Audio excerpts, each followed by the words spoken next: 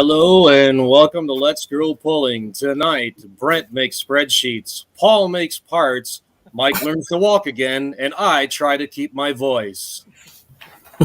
What a weekend it's been. Probably worried about growing your hair back. Did something happen? We should have went well, but there was a live from the war room. There was a live from the war room. I think There's a something video happened. somewhere. I don't know if Gene Lammers is watching, but yeah, it happened. Put it back away. I can't see. You better get used to it because the only 4 people I allow to have an opinion all said they like it, so I guess it's staying. For a good cause. Yes, it was. Yeah, actually, you know what? I have to check with Ryan, or he'll know when he gets on what the final number actually was. But we hit our goal, so that's all that matters. Great. That's a good deal. Awesome. So, like he's done his beard 2 years in a row. Last year I did my beard. This year was my hair. I don't know. Next year I got to grow my freaking toenails out and cut them off. I don't know what we're gonna do. No, I'll bring the grinder. Oh boy. I've seen Dumb and Dumber. I know how they do it. Oh boy. Well, I guess we'll start with our guest. It's Mike Evans, and unless you've been living under a rock, you don't really you know what happened. But we asked him to join us, and just first and foremost, Mike, how are you feeling? I'm feeling pretty good. We're getting I got to get the pain under control. That seems to be doing all right. So, kind of get that taken care of. And then, a couple days from now, then we'll go back and see the doctors again, and they'll get on a program for recovery essentially. Right. And, kind of see what the rehab's going to be and how long I'm going to have to be off my feet and stuff like that. So, all in all though, it's doing okay. Can't really ask for any more. Yeah. It is what it is. Mike is the pilot of the It's No Joke mini rod. It's built for essentially. Let's talk a little bit about what it is, what class you're pulling with. It's a 370 cubic inch class blower tractors, just kind of like their Grand National big brothers, but just on a slightly smaller scale, right? Yeah, we're just scaled down a little bit. It's pretty much all the same parts for the most part, other than it's a small block platform instead of a big block platform. And obviously we don't make the horsepower them guys do, but we do make really good power, and we do turn the wheels pretty hard, and the sleds are a little bit lighter for us. So all in all, the speed down the track isn't too much less than them guys. It's pretty similar in a lot of ways. Yeah, it's basically like a Grand National scaled down, Yeah. Yep. I've had the chance to see you a handful of times at various events, and you are the unique guy by being turboed against all the blower tractors. And every time I've seen it, the thing runs right. You're not making missteps with it at all. Yeah, there's only a couple of us that do that, like me and Sean Whedon. We both run the same combination, pretty close, share a lot of information, and that's how we make them run, is just trying to collect data and get it to work. I mean, it's fairly difficult to figure out, and once you get it, you just got to stay on top of it. But it was a long road to get to where we were to make the kind of power and get it to run the way it does. Yeah. Have you had much of a chance to survey anything and see what's salvageable, or going to be a bit yet? No, we haven't even brought anything into the shop yet. Maybe once I can get around a little bit better, we give it a week or two, we'll bring it in and kind of see, try to pinpoint a little more about, what happened, what went wrong, get a better chance to look at pictures and videos and data and all that. And, we keep all the good stuff in that thing. And so we take a lot of pride in that. And it is important to figure out exactly what went wrong, because, to me, that's a big deal. Not only for myself, but things like this can, give our whole class pulling community in general, a bad rap if they're not explained and they're not, corrected if something was wrong. And that's important to me. I don't want to see this happen to anyone else. And if there's insight that I can give, to what may have happened or whatever, it certainly will be out there. But we'll figure out exactly what went wrong, and I'm sure we'll post some details about it when the time is right and we get it figured out for sure. Yep. Yeah, Terry, that's exactly what we're talking about. We're not going to speculate. There'll be time for the real answers and truth to come out, and Mike's going to be the guy to do that forensic work and figure it out and go from there and learn from it too. I'd heard you might have told me this even over the weekend at one point. You do have another frame in the shop, right?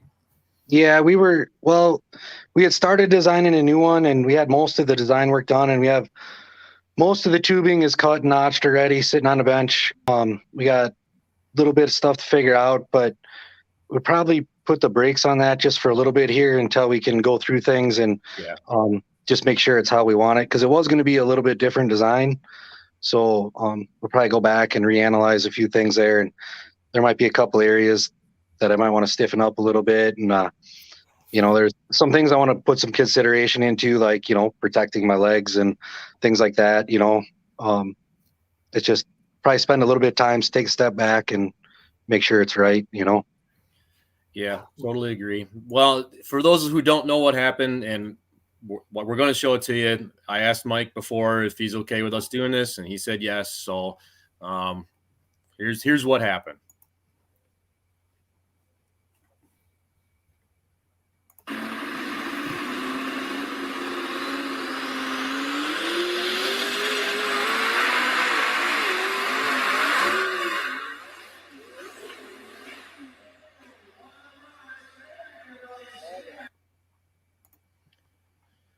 Long and short of it, that was it. And I mean, you came off the line hard. It was gonna go. You were gonna be way down there.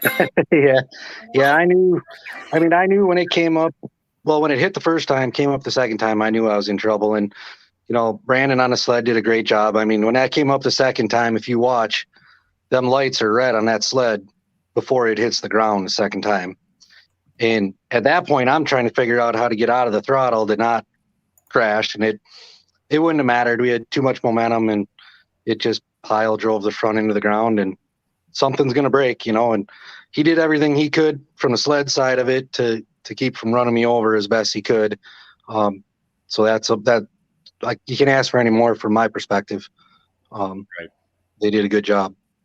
And I gotta say, really, staff from the Mech Center, but also a few guys from your own class were right there taking care of you within seconds.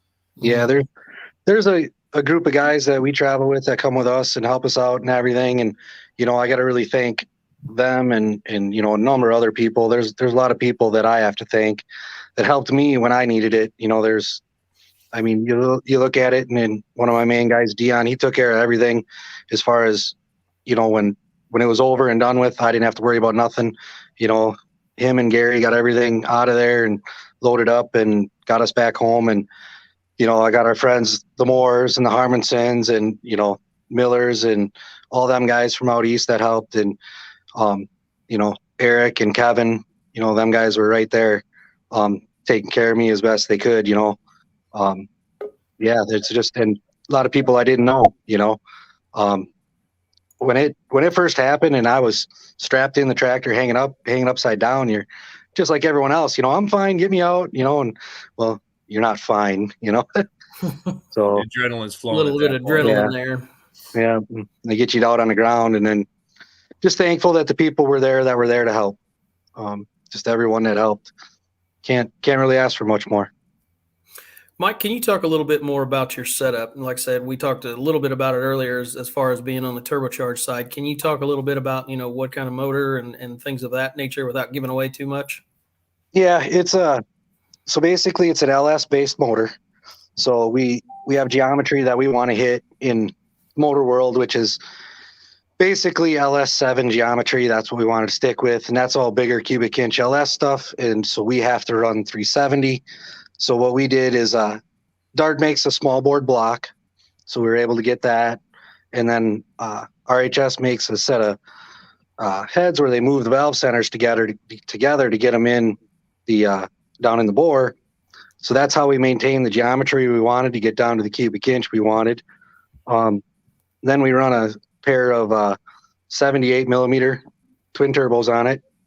The fuel system is all stuff that I do myself. And, it's the normal slipper clutch and gearbox that everyone else runs, 106 in the back. That's all kind of standard for what we do. The national guys and them, they'll run their planetary setups in the back, and we haven't really gone to that yet. It's like anything else. It'll come with time, I'm sure. But for the most part, it's pretty stout little small block. Definitely. It came off the line, and it was, like Charles said, it was going somewhere. Yeah. It definitely built boost, and it was on its way. That first 15 foot is just critical in what we do, and it had the front wheels, flaked off the ground a little bit and on their way there. And then for whatever reason, when it popped up in the air, the first one, I felt like I could save it. The second one, I knew I was in trouble. But it was making power, and it wanted to go. That is for sure. How did you get into this point? Prior to this, what was your background in the sport? Well, we started this when I was like 15, so about 30 years ago, and I've never been down the track in anything other than a mini rod. That's what we started doing when I was a kid, and we've just continually worked up. I mean, I've run, primarily in Wisconsin up here, and so we got all our smaller classes, our limited class and our econo class, and then our open class. And then when COVID kind of hit and that whole thing, we started traveling a little bit more, and we just kind of stuck to getting out and being able to do it more, travel and just go do it more where we can. For us, it's a little hard because we don't really fit the rules anywhere other than here in Wisconsin. So over the normal summer, it's hard for us to get out because it's all blower stuff. That's the rules. And so we just go where we can go. Have you ever run a blower tractor? Nope. Really? No, never run nothing with. The only open class tractor I've ever had's always had turbos. We started out with some smaller chargers on a blow through carburetor setup, and we run that up through maybe 1100 horsepower or something, and then that doesn't keep up with the boys anymore, not even close. So then we switched to some bigger chargers and went to the LS based stuff, and switched the fuel system up to handle the load, and now we can get up and pretty much run with them guys wherever we want. Good deal. Guys, if you have any questions, throw them out in the comments there for Mike while we got him on here. Again, we're talking about Shipshewana and talking with Mike Evans on the It's No Joke Motorsports. Just getting a little background. And I did see a comment before. Did you build the chassis that you were running this weekend, or was that one that you bought, or what's? So that's part of that deal too about everyone speculating on stuff. I mean, all of my stuff is all stuff I built. So I've built a lot of tractors over the years up here. That's kind of what I do as a fabricator and engineer and design stuff. And I'm fortunate enough to have the ability to, have all the proper software to stress test things, draw things, all the CAD software. So we spend a lot of time here going through it before we cut anything or weld anything. But yes, that is everything on that tractor I built, right down to the rear end housing and everything. I'm curious, what's CAD software are you using? Is it SolidWorks? Please say it's SolidWorks. It's SolidWorks. Yeah. Oh, perfect. That's my guy. That's what I use every day. So, yeah, it's good stuff. Mm-hmm. Let's see. Got one question here. Is there plans to ever go Grand National? Well, that's like anything else, right? That comes down to money. Them guys got more money than God sometimes, I think. They all do. Or at least they're good at making you think so.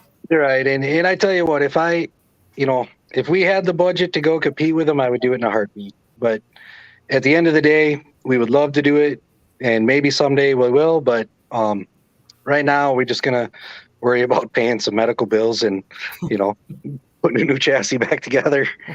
Yep. So Zach's got a question. What size of turbos and what is approximate horsepower? Well, Chargers are 78 millimeter, and the horsepower question is something that everybody asks, right? Oh yeah. Just give a number. It doesn't have to be a real number. Well, so in that small block class, we don't really have limitations up here. I know down in Illinois they run a lot of 6s at 671s at 10%, and so you tend to see a lot of variation in power numbers, and a lot of these guys want to tell you they're making 1100 horse. Well, I'll guarantee you they're all way over that.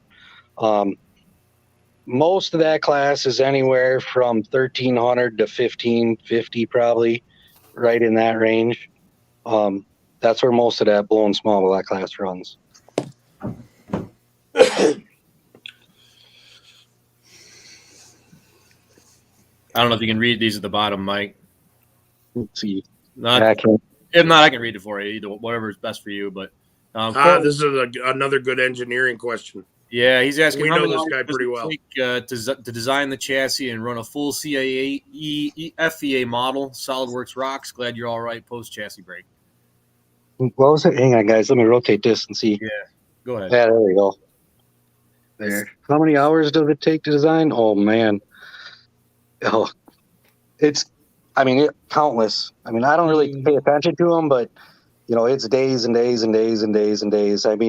Just to do a cage portion of it, not even the chassis portion, I'll spend a couple days on that just on the basic, 3D sketch before you turn it into a model and then start testing that portion of it. But when you start getting into the whole thing and every little bracket and every little laser cut piece that's on there and everything, it takes a lot of nights after work sitting in front of the computer to get it right.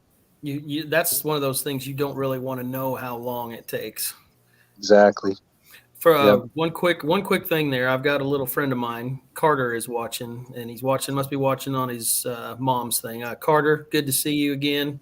Called me out in the crowd as I was walking by at Shipshawana. He's 11 years old, super fan of pulling. So I see you, Carter, and we'll be in touch, bud.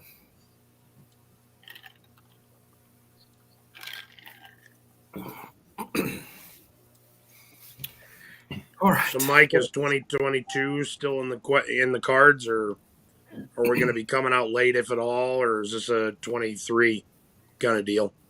Well, originally we had planned on having a new chassis built for 23. Now it's going to come down to how long does it take me to recover before I can get back out there and start building stuff. And, realistically, it ain't going to be right away at the beginning of the year.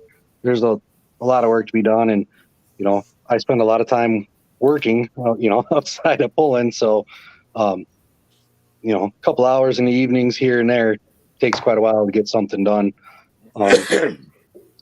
If we can do something, it would be nice to, get something built and get some passes on it yet in 2022, at least so we know what we got for 2023. But it's going to be a while till we get something put back together.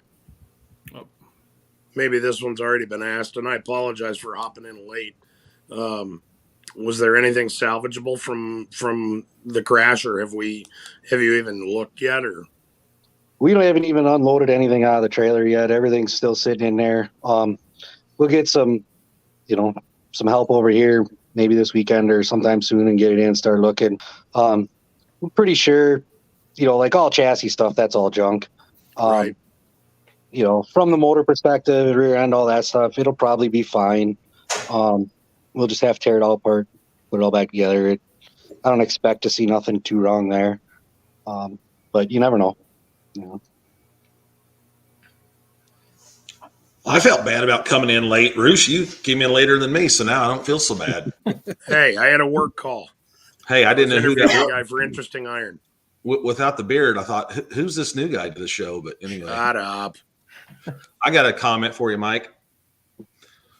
So let's not talk about Shipshawana for a second. Let's talk about Hillsboro, Wisconsin. As you know, we did the live stream on MAV TV Plus on Friday night and Saturday night, but we did not do the live stream for the Saturday afternoon show.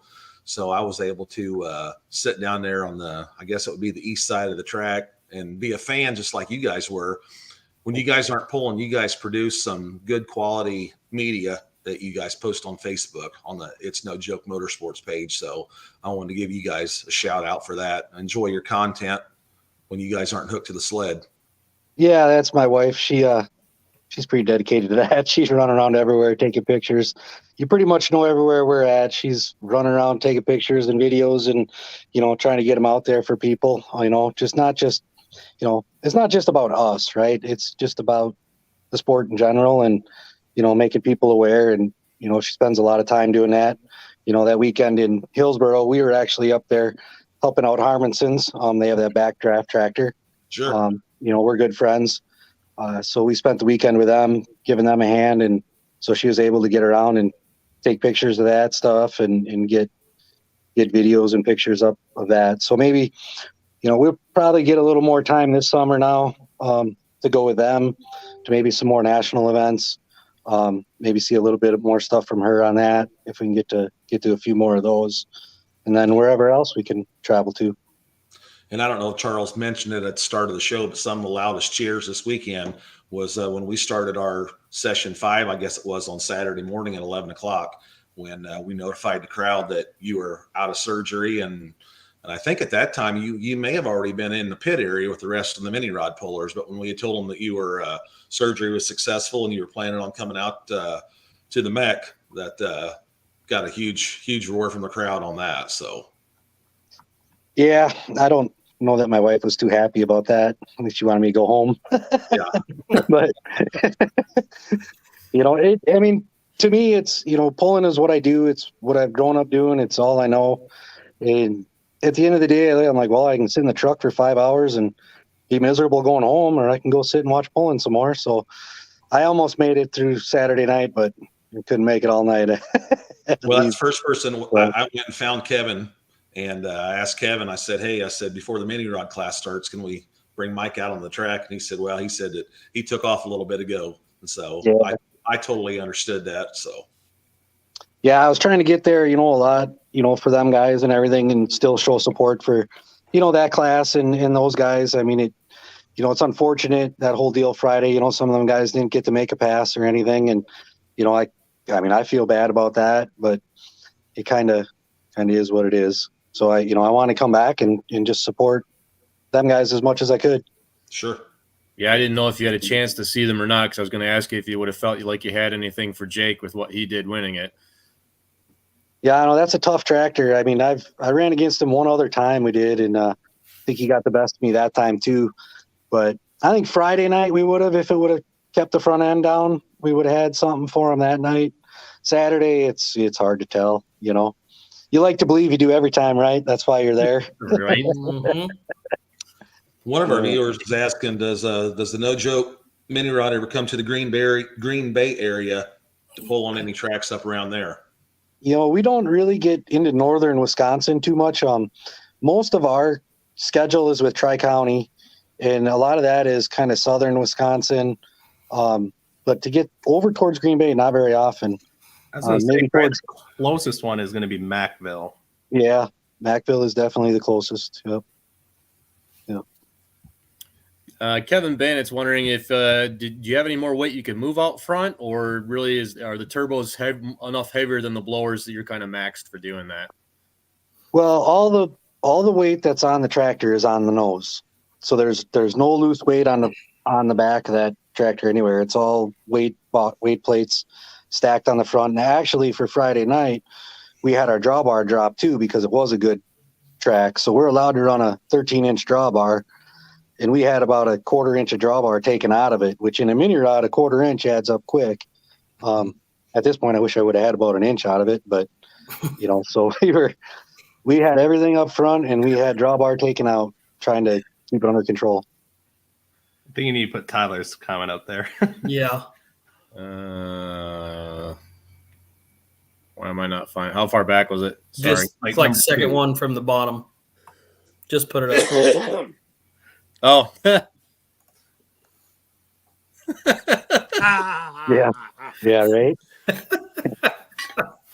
When we were up in Hillsboro that weekend, yeah, we were up in Hillsboro that weekend. I had to ask him if that thing was comfortable or not to sit in, because He's like, yeah, sit in there, and I'll be damned, but that thing is comfortable to sit in. It don't look like it, but it is. Hmm. Yeah. You remember back in the day, I think it was Rodney Moore, who's still alive, actually, that he only lives about 15 miles straight south of me. He used to sit out on the front end of it, had the motor behind him. Mm-hmm. Yeah, over the years, there's been a couple of them, There's one guy, what's his name? He's got a naturally aspirated Hemi, and he sits out in front of it. Dennis. Remember his name? Dennis is his first name. I can't remember his last name. He was down in You were in Georgia a with class us. with him at Diesels and Dark Corners, Yes. weren't you? Yep. Thought so. He's got that one. Back in the day, I think Butson Brothers, they had one where Stacy sat out front in our limited class. So yeah, there's been a couple of them around. Yeah, I don't know about that. As hard as my front end hit and chip, I don't think I'd want to be sitting up there. Oof. I'd be looking over my shoulder the whole way down the track. I'm like, Yeah. back there, or Dennis Weber is what they are saying. Dennis Weber. Yep. That's it. Let's draw on a blank. Well, if you're sitting out front, especially on an indoor track, and if they do not have the sled set correctly, that sand pile will probably come up pretty damn quick. Yeah, for sure. For sure. we wouldn't have to ingest it in the motor. You could just breathe it all in, or open your mouth and just chew it all.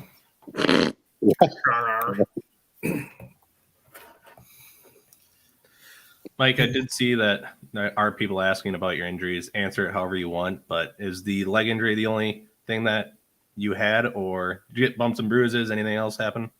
Yeah, pretty much just my right leg. They actually had to go my lower right leg. It didn't have any broken bones, thankfully. They did have to kind of go in where my calf muscle is there and kind of sew that back in there. That was kind of not where it belonged. And then, basically stapled my leg all back together. And so from my knee down to my toes is all in a splint and wrapped up. And then up above my knee up to my hip, that's kind of all black and blue right there. But other than that, I mean, everything else, the belts and all that held me in place pretty good. Good deal.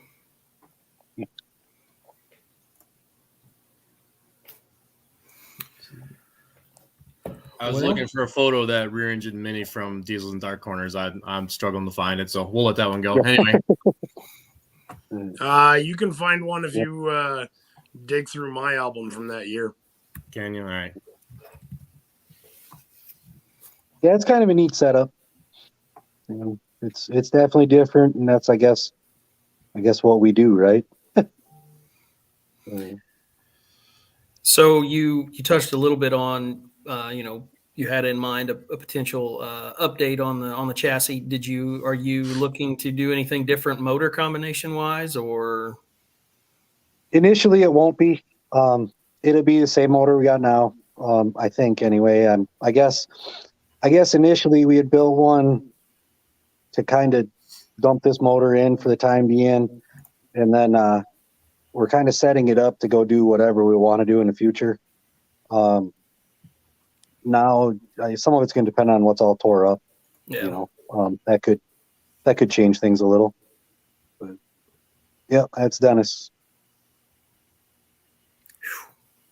Plastic sunlight fenders never looked so good. Yeah. Nice. Yeah. Another person was asking too, like, what's the drivability on it? Is it hard to get it up and lit? I know you've got the ability to both wastegate it and blow off valve it with what's on there. Yeah, so it actually is not that big a deal. And, everyone likes to equate it to drag racing, right? Where you see the guys come up to the end of the bulb and then they stand on the two-step and they're hammering away because they got to build Right. boost before they leave the line, right? Well, with us, we have our slipper clutch, so we just run way more stall than what a supercharger does. So basically when our chargers are starting to build boost is right when our clutch is starting to engage. So where you might see a supercharger leave the line at, 2,500 RPM, 2,800 RPM, we're more like 3,600 RPM, 4,000 RPM. So we do give up a little bit right off the line there, just because we're probably breaking the tires loose a little bit harder. So that's why you see the big wastegates on there, because we're trying to get the clutch to engage, get it to build a little bit of boost, but still control the turbo without it lighting too hard. So see a lot of wastegate trying to get it off the line, and then the wastegates will close and the boost will ramp in, and try to keep it under control. So that's actually an interesting thing. So you're actually operating the wastegates kind of backwards. Kind of. The wastegates are always there to control boost. It's just a matter of how fast you want to bring it in, and we're trying to bring in enough boost to get moving and still slow it down so it's not out of control. Because when them turbos light, it's right now. It's real quick. So that's the hard part. So between the blow-off valves and the fuel system, as soon as you dump a bunch of alcohol in a motor, it creates a bunch of exhaust gas and then drives the charger real hard. So, on the fuel side of it, you're trying to bring that in a little bit slower and without going lean and backfiring the motor and all that. So there's a little bit going on there to get off the line. Alan Ulmer is asking about boost ramping, if you're doing it mechanically or if you're allowed an electronic controller. I don't know that you are allowed electronics on there. So we actually are allowed electronics. Okay, you are. Okay.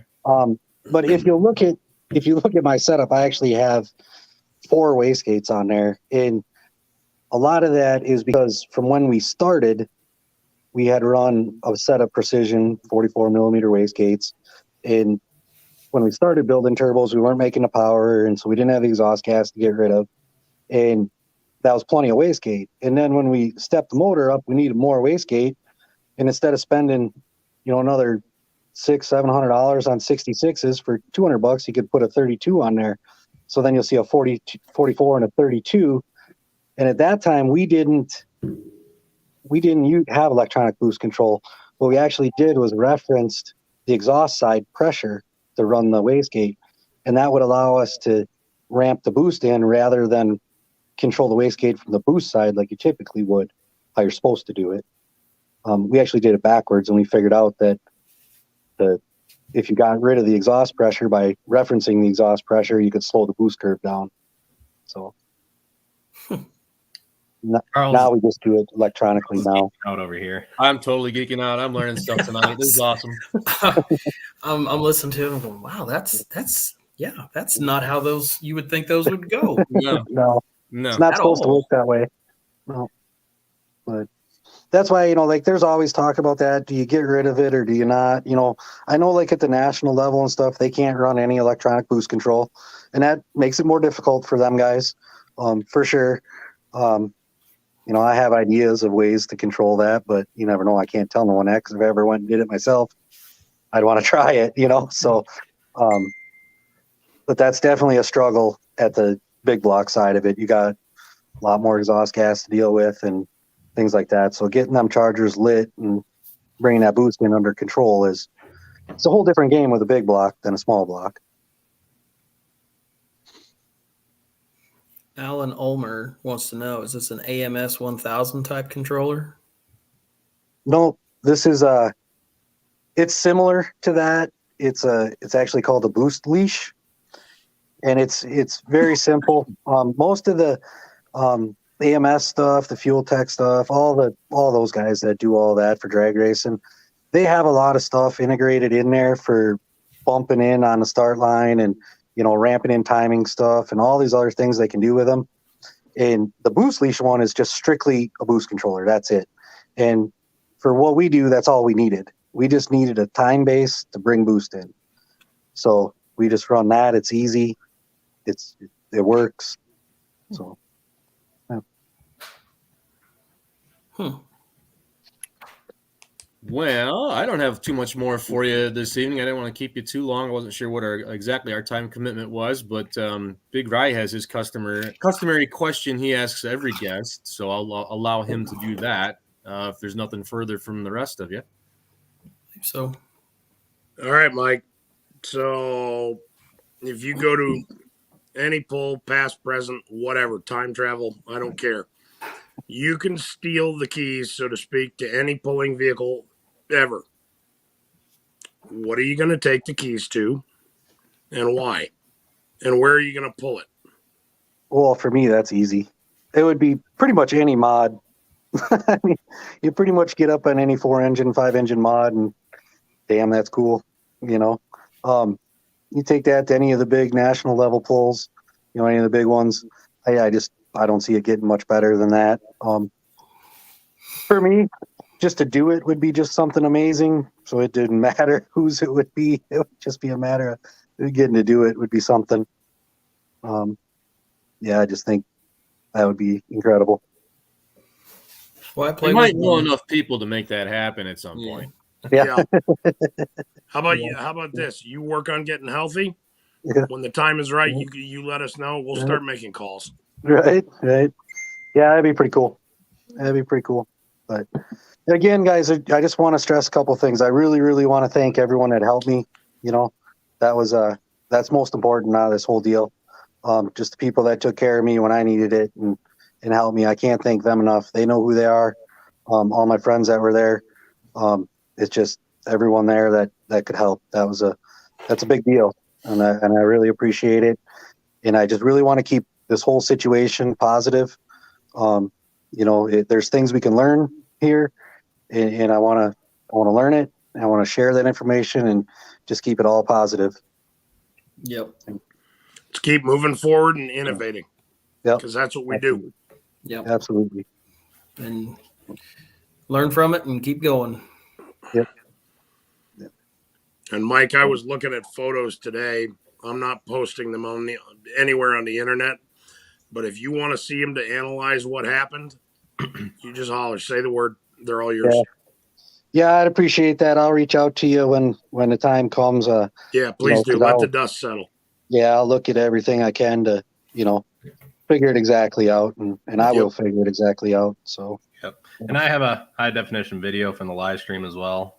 That you should be able to slow it down frame by frame and be able to see some stuff as well. So Yeah, that'd be excellent, guys.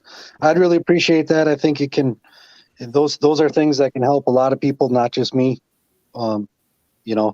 It's just getting information out there. Yep. Agreed. yep, we're just glad you're okay and on the road to recovery now. Absolutely. And one thing to always remember, Mike, there will always be the first time winner for the mini rods at the Michiana Event Center. Right? There will be. Yep, there will be.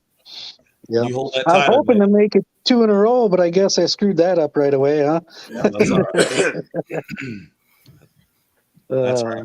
But you can tell people down the road, first time that the Midwest Winter Nationals had mini rods at the Michiana Event Center, you're the first time winner. So Right. And Well, hopefully we'll honestly, get back. you haven't screwed up that 2-time winner deal. Because I never didn't really make the second one, so it doesn't count, or what? No, because some other guy, but that other guy's only at one time too. So Oh, if yeah, you get yeah. to number 2 before he Yeah, does, before him. hello, Oh, cheers right. to that. 2-time, just not 2 in a row. Yeah, just not Right, 2 in a row, not just right? back to back. but he'll always Well, be you the just- first timer. Yeah, you just want to make sure you don't get greedy, right? Yeah, That's right. absolutely. You got to give him a chance. Yeah. You are a competitor, right? I mean, what do you mean? What's this not get greedy business? Yeah. Yeah. No, there's no doubt I want to win every time. Good deal. Hey, how's your little boy with all this? Are you okay? Well, the little guy that was up there on the line, so that's Riker. That's Riker Harmonson. So that's Lori and Eric Harmonson's little guy. Oh, okay. I so wasn't we're- sure. Yeah, we're pretty tight. So he was pretty upset. Yeah, Yeah, I know so that we- because Lori looked at me. She looked at me and she gave me the mom command. Yeah. Watch him. And her eyes Yeah. said, if you don't, I will kill you and it'll hurt. And I did. And the look on his eye in his face was, he Yeah, was but he's- concerned. He was good once he was able to see me. We got on the phone and he could see me through the phone once I was back up and out of the hospital. Good. But Good. He's a neat little guy. If you ever want an education on tractor pulling, ask him. Yeah, he is a good dude. For 6 or 7 years old, that little guy will tell you whose everyone's haulers are as they pull in. It's pretty Nice. impressive. Yeah, he is. So, He I reminds me a live lot- right across town from those guys, so I see them once in a great while. reminds me a lot of what Tanner Nelson was at that age. Mm-hmm. All right, Mike. Thanks for joining us. And yeah, super Yeah. glad you're all right. And at some point down in the future, you ever want to come back on as you get into it and kind of understand what happened, you're more than welcome to be here with us. That is I don't know what you want to call it. That what he's saying right there is he wants you to come on and talk like technical stuff so he can nerd out. Yeah, that's honestly the truth. Thank you for cutting through my BS, Paul. I appreciate it. And preferably, he wants you to do it from the shop. right? Yeah. Yeah, and when you get the new one put together, you want to roll it out, you want to debut it right here on this show. Fired You can do up, that on your night too. whatever. Yeah. Yeah, we'll keep you guys informed. We'll keep everyone informed as best we can, with stuff that we think is important, and we'll share it, share it when we can. Awesome. All right, guys. Well, I really appreciate the time. All right. thank you. Get for well giving it soon, to us, Mike. bud. Thanks. Heal Yep. up. See ya. Cool. Glad he is doing well. That's Yeah. made my day on Saturday to see him scoot by on crutches, and I stopped him for a couple minutes, and that was cool. Well, I actually left right before the mini rods because we had to go check in, but I saw it on Facebook and I'm like, holy crap. And then I heard what some of the injuries were and all that. And I'm like, oh, well, we'll hope he's doing good. And they said, oh, he's planning on coming back tomorrow. I'm like, what? And sure as shit, he was there. I walked right in there, and the first bunch of people that I walked right by on the east side of the track there, he was on crutches. I thought, wow, that's Yeah. impressive. We were we had thought maybe he was going to be in a wheelchair. We were going to wheel him out there and say, hey, you want to finish that one? But he refused the wheelchair, took the crutches instead. Oh, we could have come up with a hook for that wheelchair. Yes.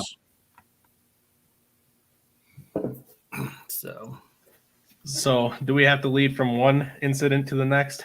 we Do we? need to. We need Do to. we? Do we?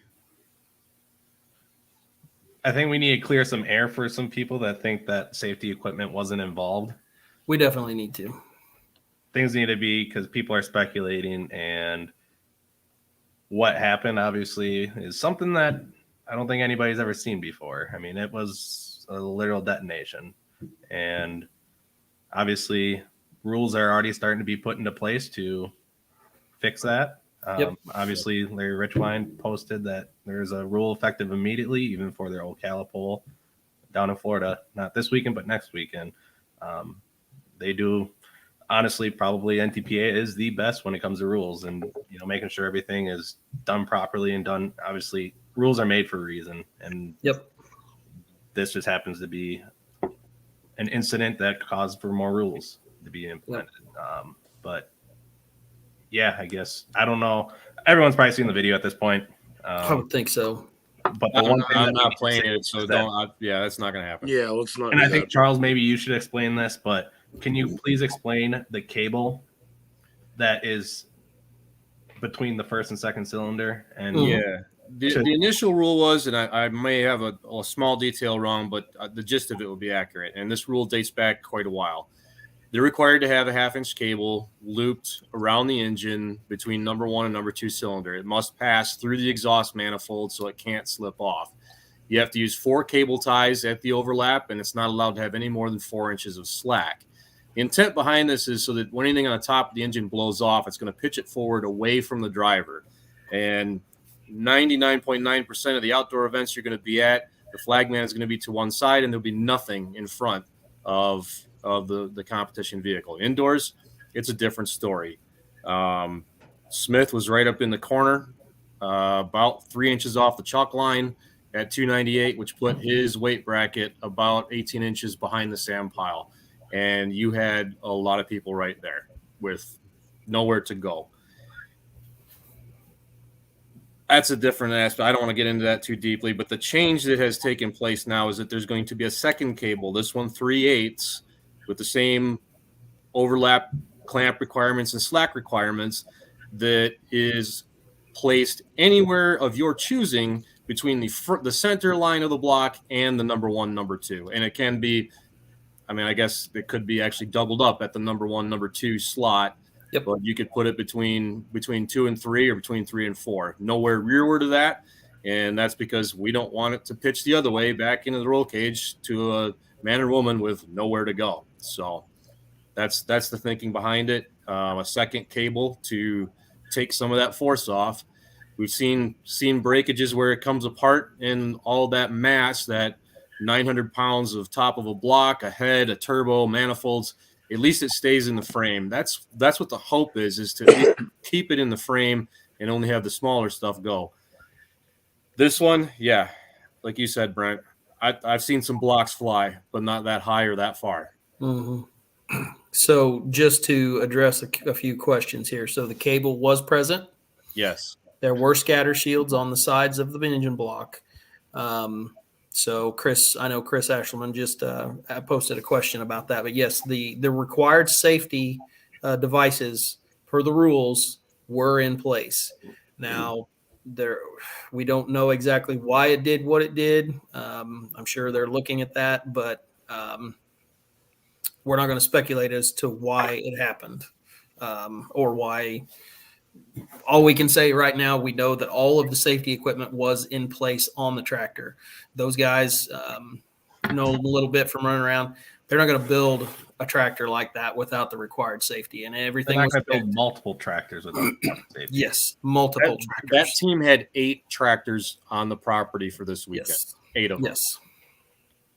So everything was in place. It just, it is an inherent risk when you're in this sport that something like this could happen. And, you could do it again. You could replay everything and it may never happen again. But in this instance, it did. And there's, trying to figure out what it is. I commend the NTPA for jumping on really quickly.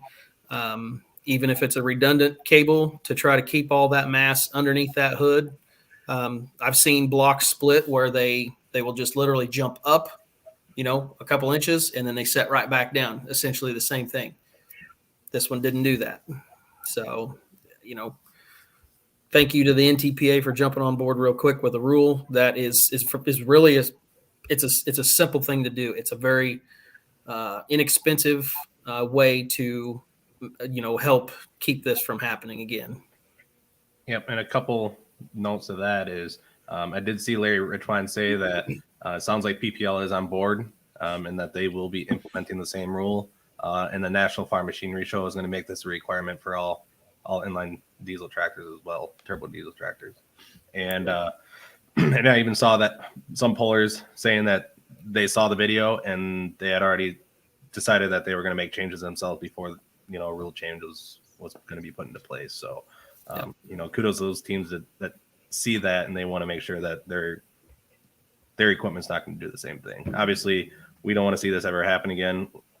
We are extremely lucky. Everybody that was down and within 100 feet of that area and even further. I mean, it's stuff scattered and it's scattered at high rates of speed. So very lucky that nobody got hurt.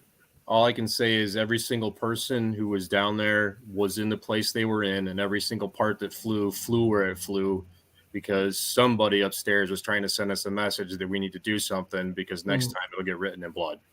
Yep.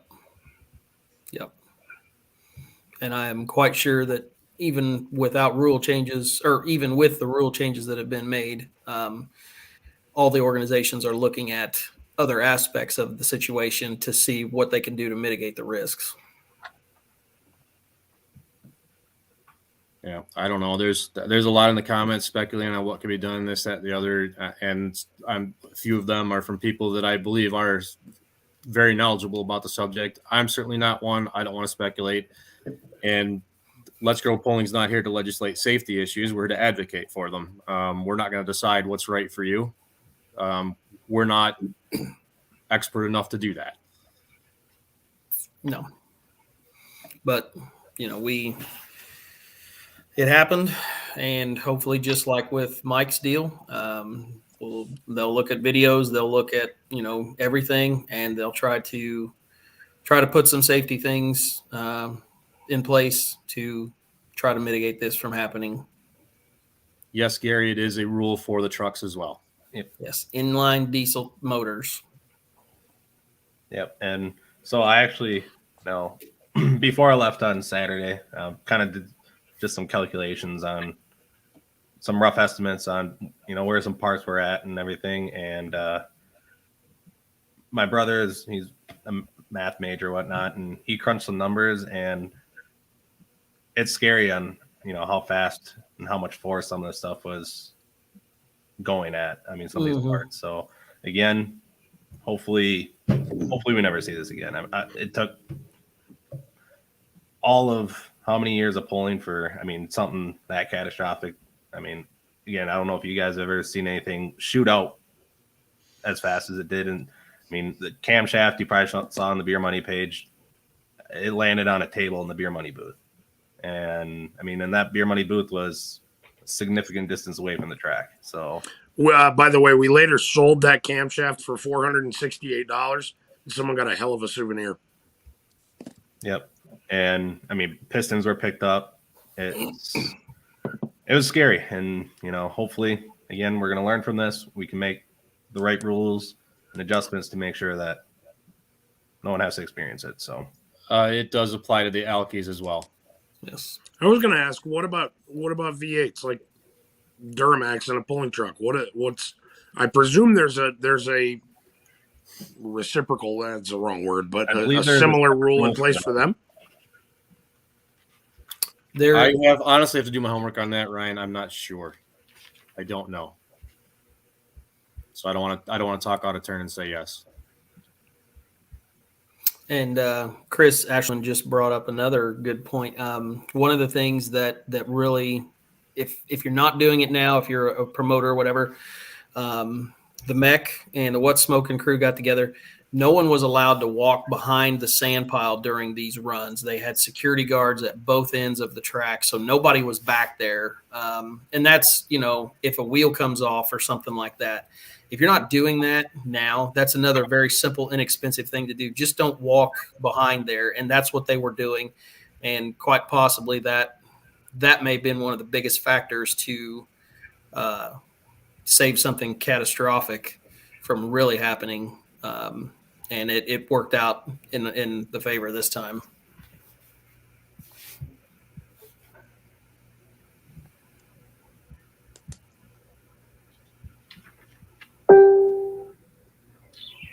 So I know we've got a lot of guys.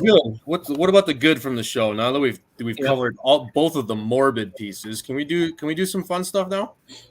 Yes. One of the classes, I'll just jump in here. One of the classes that I was impressed with most, and mainly because I don't know much about it, was that classic mod class.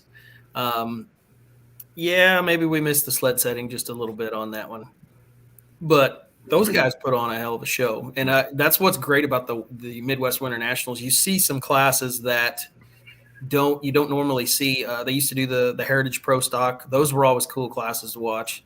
Yeah. But you see these big headers sticking out of the side of these motors. And some of these things, I don't even want to guess what some of these guys have in these things, money-wise. But they put on one hell of a show. So that was one takeaway for me. Yeah, there was a conversation had about, after the third one at the sand pile, do we change them or whatever? And Bungert himself was like, nah, this is their Louisville. Let's let them play. Yeah, and they did. They loved it. They loved it.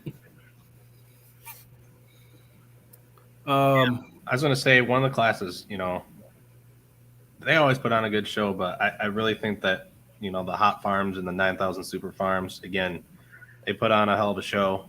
There was a mix of all colors and brands represented there. And come on, you Wisconsin versus Indiana homer. Let's hear it. Yep. But yeah, it's cool because you do get a mix in the 466 and 510s, and I think it's cool. It's a neat class. You get the skinny tires and the big tires, and it's makes for competitive, weekend guys. And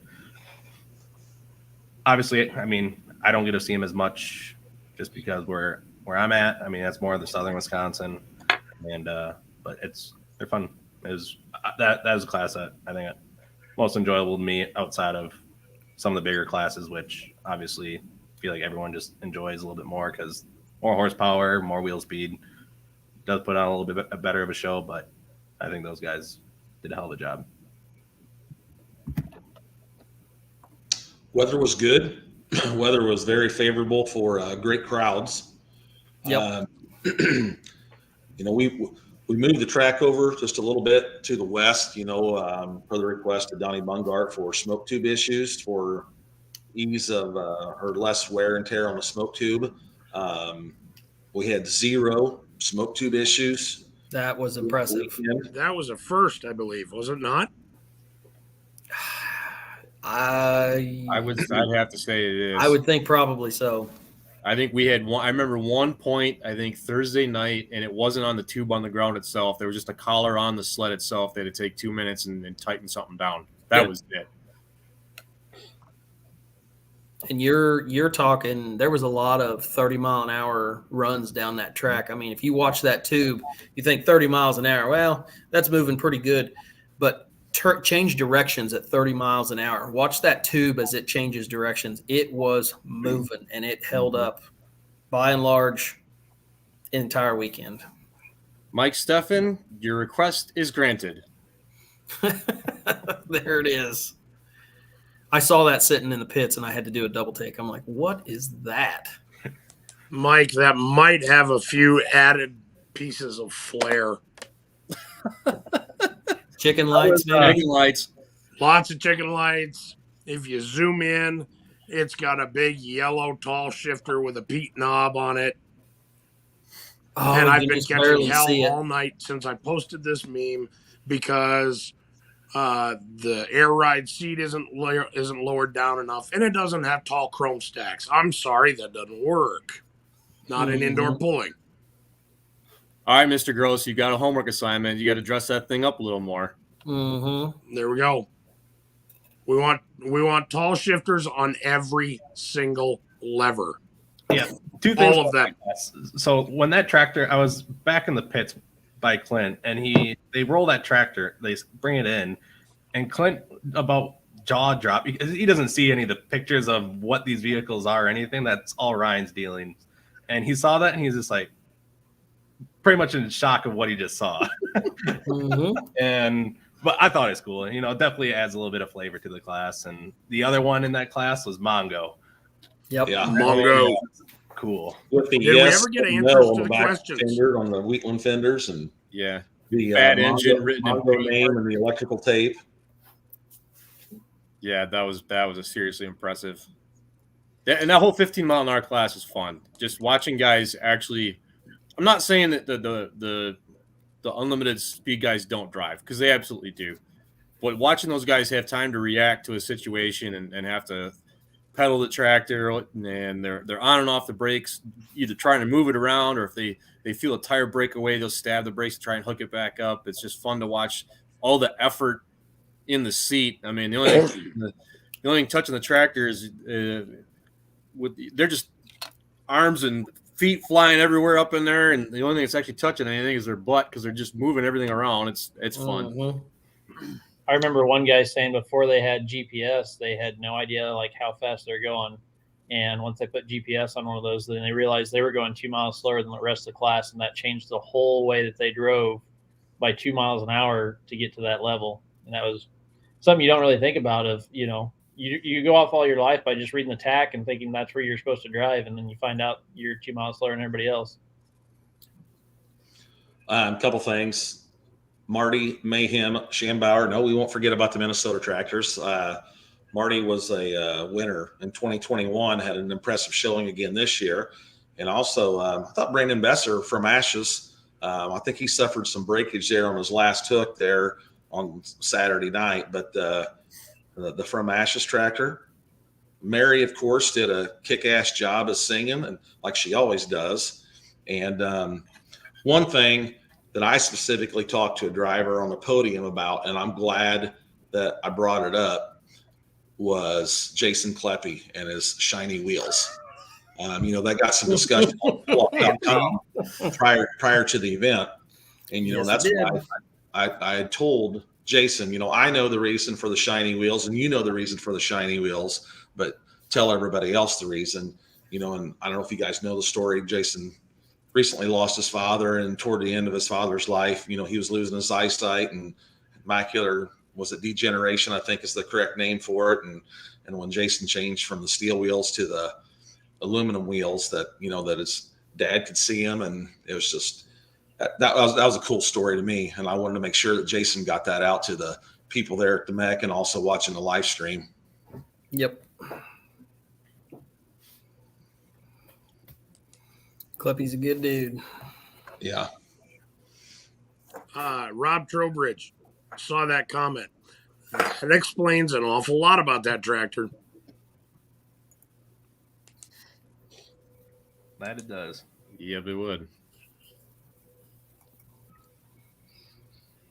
And I guess one more comment about the about that chop top. I found out today from some buddies of mine that was an original 3600 hour 4440 before they started pulling with it.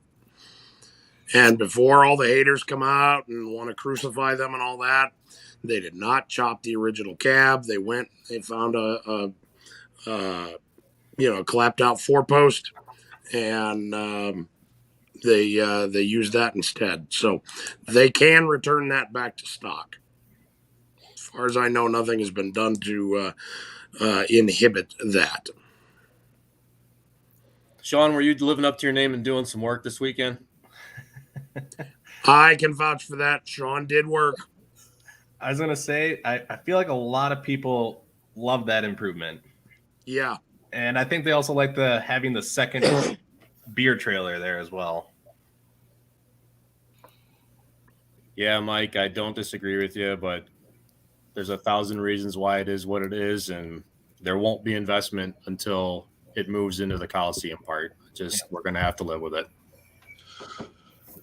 And, and I see Mike's point, being an announcer, and Charles can back me up on this. That cell block number 1 with the Gordyville orange shirts, and where Mike was sitting and where we were standing, and like where Amy was sitting and Misty, you can't hear right there because there's 3 banks of speakers on the west side, and that first bank of speakers there is not down until I would say maybe the 4th or 5th box. Mm-hmm. If you were sitting right in front of that box, good Lord, it was loud. But I mean, yeah, there was a lot of times you were talking where if I was next to you, Travis, they're helping. He's walking around with his iPad and he's trying to get things dialed in so it's not too loud for the people in front, so the people up on top can hear. I think the ideal situation would be, and I don't even know if this is possible, to suspend the speakers from the ceiling. Yes. But I don't know if they're going to do anything until we move our event into the main arena, which we're maybe 2 years, 3 years away from that. Yeah. Yeah. And I see Lee, his comment in here about speaker needing less bass. Charles tried looking for like an equalizer, and I went in the system that controls the entire building, poking around in there. It is just a straight mixer board. There is no EQs anywhere in it. I knew it needed reduced, especially for me. And that was the first thing you were doing. Session 1 was looking at that. So even before session 1, I mean, session 1 started at 11 a.m. Eastern. At 10 a.m. when he picked up his mic and he going, test 1, test 2. And I looked at him like, dude, you got to take some of that bass out of there. Yeah. But unfortunately, we're back to I got the vocal cords I can't change those, so there's got to be another electronic way to do it, and we don't have access to it at this time. So we'll see how it goes. But you know what? I think that the personnel, the management at MEC, they're a lot like Brad Holzhauer, that if you bring him something, let's see if we can't fix it or make it better for the next show. Yeah. Very much so. Very much so. Well, all right. I feel like there's an elephant in the room. Another thing that's cool is Holly at the beer wagon. She got underneath the beer wagon table and pulled out 4 Busch Light hats and had Ryan Mitchell signed those the first night. And then the next night she asked me, she's like, hey, she says, if I give you more hats, you think you can get that guy to sign some more hats? And she gave me 6 more hats. And then, of course, we got her actually out on the track. And I'm trying to get Rodney Crum to send me those pictures. I just texted Rodney. I said, send me those pictures of Holly on the Hostile Environment / Show Pony Tractor. Nice. There's I don't know if you guys heard me on the mic. The reason that the nickname is Show Pony. Did you guys know the story behind that? Yep. Yeah. That Ryan's a big Rob Russell fan. And, Rob Russell said, well, if my tractor is the Workhorse Pro, as good as your tractor looks, he goes, we got to call it the Show Pony. He signed the second batch of hats, 5 of the 6 hats. He signed Ryan Mitchell, Hostile Environment, and the last one he signed was Ryan Mitchell, Show Pony. Nice. We finally worn him down to the point where he's accepting it. Yeah. For a long time, that was not kosher. He would smile and nod, but inside he was punching you in the throat. Something that I see that Stacy or Jeff, whoever I guess is on there from Storlock, they mentioned that there's a lot less fumes this year. They did put into like exhaust fans at the top end of the track, and me being on a little bit higher than everybody else, I can tell you way better this year with the Elky fumes. They're putting more. They're putting more in for next year. They're going to put 2 more on the north end, and then they're going to put louvers on the south end to draw fresh air in. So the ventilation was definitely better. They're going to do that again and more. Yeah. Back to this one, Lee, the reason you're used to hearing me not sound like that is because in the summertime outdoors, you're hearing me through horns. You're never hearing me through a speaker cab, and it's just a change that's got to be looked at possibly for in there. Plus, according to Rob Trowbridge, Charles experiments with helium when he announces outdoors. What's the one that makes it deeper? The sodium hexafluoride or whatever? I don't know. Sure. I think Big There's word. a Mythbusters on it. It's hilarious. Anyway. and But Jeff you brought up Stacy and Jeff. Props to them, to Jeff, for donating once again a Storlock cabinet to be auctioned off. And You mean to be purchased by Bruce Law? yeah, exactly. 2 The years in a second row. blue one in a row. Bruce is a 2-time. He's in the 2-timers club, 2 in a row. Yep. Oh, And then All right. for those that tuned in late, when you look up in the upper corner, Charles got a haircut and Rye got his beard shaved. I Due just to thought we had 2 new circumstances, guys. we were planning on doing that at the track and have you sit there trackside while we were pulling and have Brent put the camera down on you, either trackside or in cell block 1 or something like that. But for those of you that were watching the Beer Money Facebook page, it was done live about 2:00 in the morning. Something like that. Yeah. We knew we needed to do it. It just didn't seem like it was a very good idea to do it at the track at the time. We were under the gun trying to finish the show, and plus, Right. we did have the delays with Smokey's wreck, and and I actually had sitting in the box where I was kind of holed up. There was a hairstylist. She offered to cut it for me, and I almost did it right then and there, but I didn't want to. I wanted to still get photos from the last few hooks, and so. It is what it is. So we did it. We made a mess in the war room, and thank you to whoever cleaned up after me. I did not intend to make you do that. Thank you. That was me. Appreciate it. Well, half of it was mine anyway, so. All right. The one that I think a lot of people are waiting for, I already saw one comment. Pullers There's been Championship. more than one. You mean Paul? Yeah. Pullers Championship. That was talked about a lot as I was walking from the start line to my area and back and forth several times throughout the weekend. I could hear people talking about the Pullers Championship. Hey, are you going to Nashville in May? You going to that new poll in May? You know, I've been reading about that and blah, blah, blah, blah, blah. It's creating a lot of buzz. Yep. And I think I got that, hit up a bunch about it. Yep. The first thing that happened when I got there Wednesday night for test passes, here comes Steve Bousma asking where he stands. yeah, exactly. Well, you're How standing many? right next to me, Literally Steve, the don't you start know? of a weekend where I was asked many times.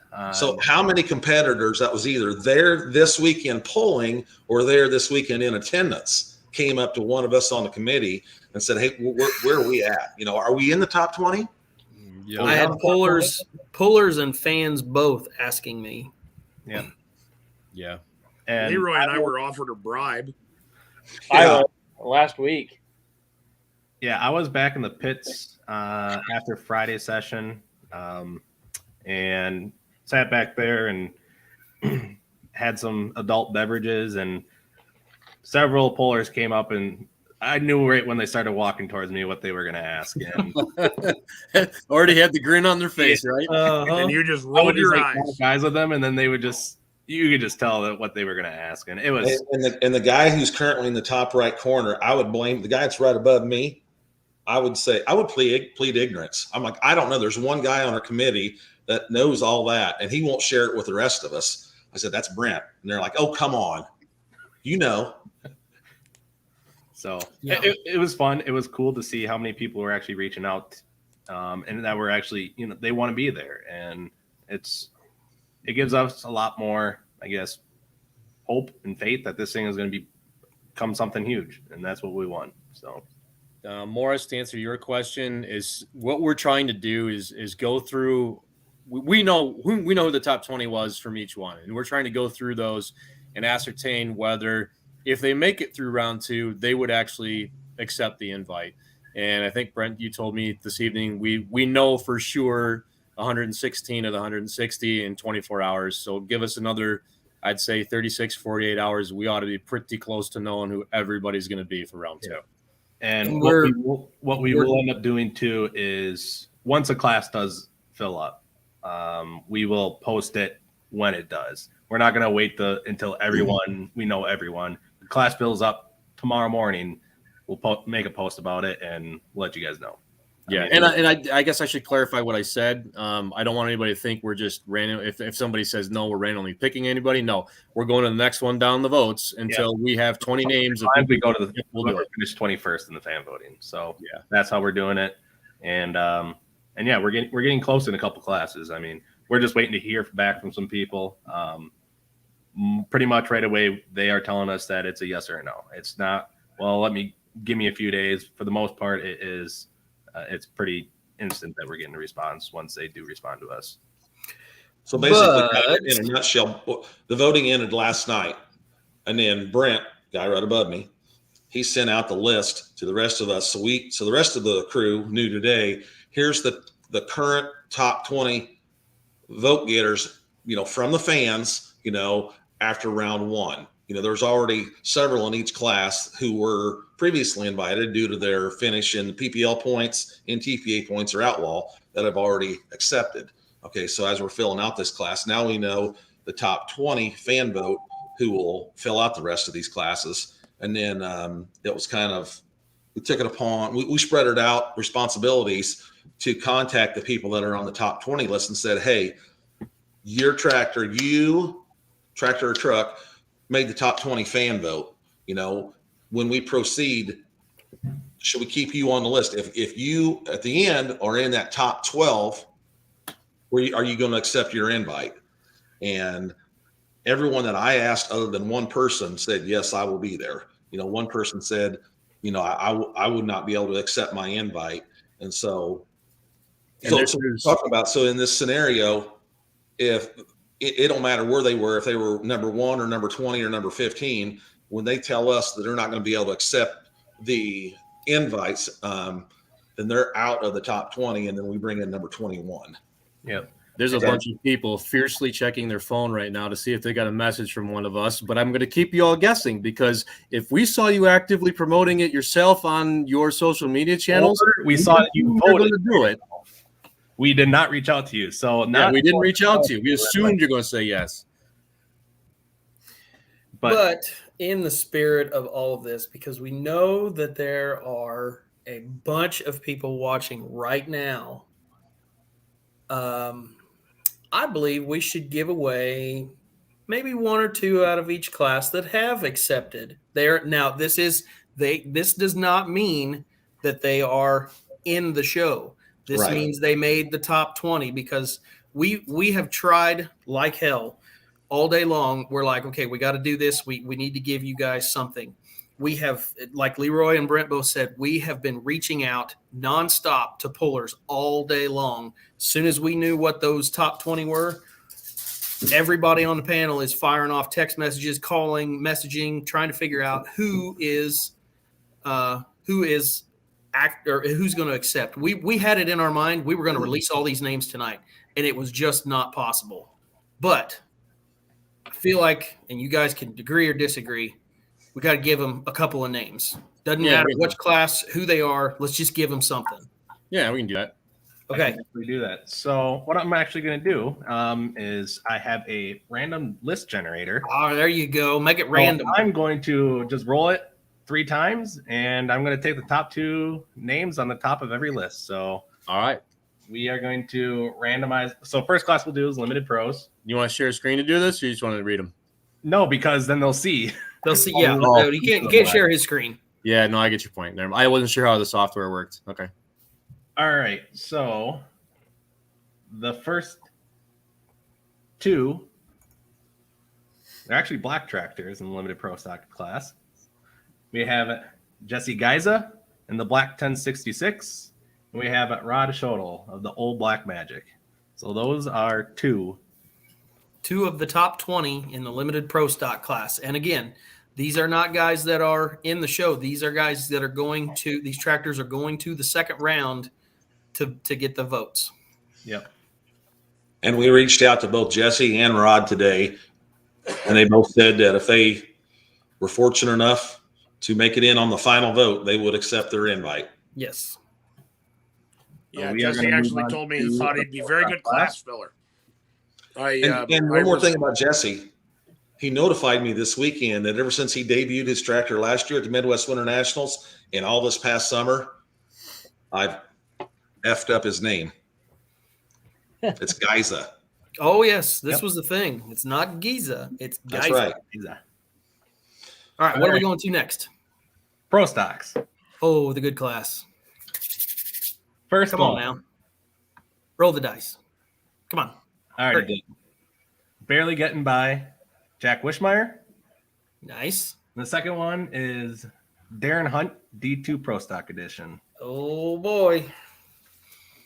So there's 2 of the pro stocks, and again, these are not guys. Don't get it wrong. If you just joined in, these are guys that are going to the top 20. They're going to the second round. And we Who's should next? probably apologize to Darren's wife, because if Darren's watching, he's currently bouncing around the house like a pinball, and he's probably wrecked some crap that was sitting on the top of the kitchen counter. He has Honey, we're been sorry. He has been a little under the weather here lately, but I'm sure that was medicine to cheer him up really well. There we And go. Sean Work says, you guys are bigger teases than my senior year prom date. There are so Nice. many things that we could respond with. Yes, very much so. I'll bite my tongue. Yeah, we Work, try to it was keep good it to so see you this PG. weekend. Okay. Who's So next? light supers Lot of one. light supers out there. is Larry Phillips, Extremely Insane. Nice. The second one is Mark Ulmer and his new Alice Chalmers D21 Yes. on diesel. Say that again for the people in the back. On diesel. Not So not Alcohol. not the fuel you drink, but No. the yeah, Injectors, not spark plugs. right. Injectors. All right. so we will Some of move those on light to super unlimited stock supers. Fans who Adam Wilson. don't think is- anyone can and don't think a diesel can compete are up for a rude awakening. Adam Wilson. You are championing the diesels, and you got her. Oh man. All right. The next one. We will go to Unlimited Super Stocks. And we have Bert Stannard it's a New Holland alcohol tractor. It's a new tractor that I'm pretty sure debuted this year. He's from the Empire State. And the other one is Brad Meese, the Squealer. Yeah, Sweet. Illinois tractor. That's a Get some well-known history up in here. Yep, that's a well-known tractor. All right. We will move on to two-wheel drives. Let me just pop these.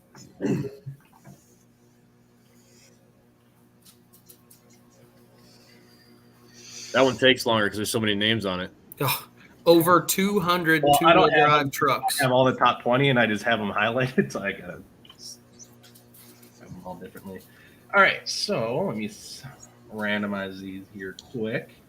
There was one particular two-wheel drive truck puller there this weekend who was campaigning hard. Oh yeah. Oh my gosh. Yeah. So there are two. And the first one is the Timmerman family. Kurt, Kyle, and Terry. Hot and nasty. The second one is our first female that got voted in. And that is Mendy Nelson, Lil Whip, out of the state of Texas. Good deal. A little purple truck. We will move on to the Pro Stock diesel trucks. Mendy would also be the first outlaw to be voted in, I believe. Oh, Thomas Kimmins is he's the first. He committed or Yeah. from the fan vote. Fan vote. Yeah, fan vote. Maybe like a drum roll or something.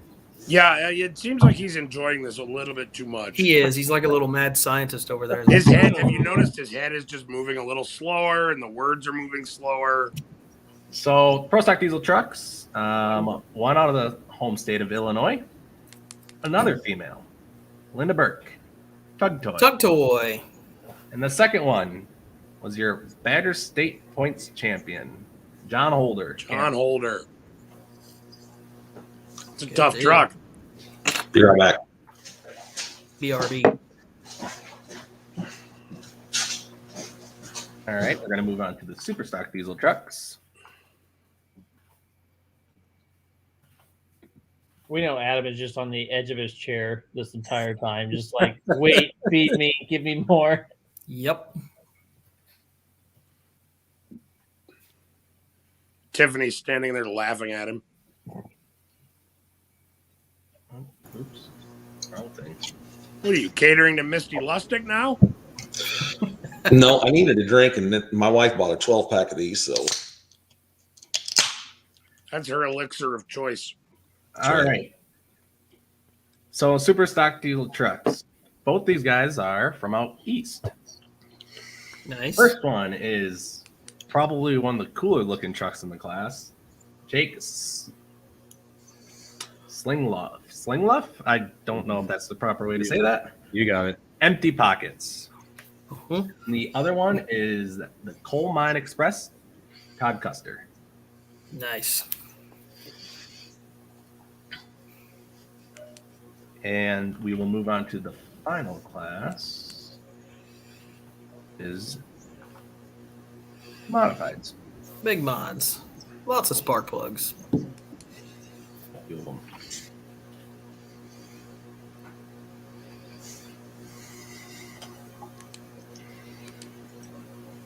All right. So the first two shows up on my list. The first one is the E3 spark plugs takes a licking. Steve Bunnett. Mr. Bunnage. And the next Good deal. one is going to be Jason Gibson, Youngblood, Joker's Wild. Nice. Cool. So there Steve are. and Lisa would love to come over there. A little short drive Yep. over to the Track at Holes Hours. Yep. Well, there Jason, are. you better bring a your good bottle of bourbon with you. Of Just saying. 160 top 20 fan voted pullers that will move on to the second round. And again, we will get these classes released once we get them full of pullers that have fully committed to accepting an invite. So, Brent, did you already bring up the fact that in round one of voting that we had like 17,000 votes? yeah. So we were just shy of 17,000 total votes, which again, we didn't even think that we were going to cross 10,000 in a month, and that was including another week of the second round of fan voting. So, kudos to everyone that did vote. I mean, it was pretty impressive to see the amount of people that came back multiple days, and it was nobody abused the system. I mean, there's a few people that voted a lot more than some other people, but it didn't affect the results at all. So I verified that. There was, like I said, a couple of people that did. I wouldn't say overvoted, but they're significantly more than the number of days that we had to vote. Again, it is once per email, so as long as you weren't making 17 emails and voting on them every single day, submitting 300 times, then math probably doesn't add up there. But hey, enough about the Little Bad Alice crew. Hmm? That was Right. a joke, Paul. Easy. So, yeah, we will, I guess, keep reaching out to the rest of the guys and gals that made the top 20. And And again, some of these classes we're waiting on maybe 1-2 spots, and we're going to get that. There's a couple of them said, "Hey, I need to just double check something right quick." As soon as we get them up, or as soon as we get the confirmation that you'll have a 20 people to vote for that are going to take the invite, if they get it, we will get that posted immediately. Yep. Just keep an eye on the page, the Facebook page. We'll get it posted on the website initially as well. But again, just a little recap: May the 13th and 14th, Nashville, Illinois, at the track at Holes Hours. $15 admission gets you into the pits as well, so you can come early, bring your kids, go out there, see these vehicles. There's a vendor area that we're going to have. You can go out and see some other vendors and stuff. There'll be a kid zone. We've got a lot of great stuff. Camping is available. Just shoot us a message on the Facebook page just to let us know. We're kind of trying to keep track of that. There's plenty of room for haulers. If any of you pullers have any questions, reach out to someone on this panel, Instagram or Snapchat, whatever, the page, text. You got some of our contact information. We can get you the information, questions, and we want to make sure that this goes off without a hitch. So just let us know what we can do to help. And the fan voting, the second round. Brent, can you explain the second round? yeah, Hey, can I throw something in there real quick before you go on? When you make the comment about camping is available, the people that camp always have two questions. Number one is camping available, and the second question, you know what that is? Is there any hookups? Are there hookups? No, there are no hookups. This is primitive camping. You can pull your campers in and bring your generators, but we do not have any hookups at the show. and there's I going to knew be no that- I knew showers. that, but I wanted to have that thrown out there. Camping is Yep. available, but no hookups. Yes, No showers. yes, Kevin. We will have alternates in place just on the off chance. We will make sure we have full classes. Yes. So I'll actually touch base on that as well. So the top 20, we're obviously going to bring into round 2 of fan voting. Round 2 is going to open up Monday night, 8 p.m. on the live show. So that will be pretty much a week from now. So we'll get that going. The next round is going to include pictures of all the vehicles, hopefully. Just need to make sure that it's a thing that I can actually do, but I'm pretty sure it will be. So we will get those added. I was talking with a puller in the pits on Friday night, and the one thing that he said is that he didn't know all the vehicles, and he's like, maybe if I saw what they were, I wouldn't recognize who it was.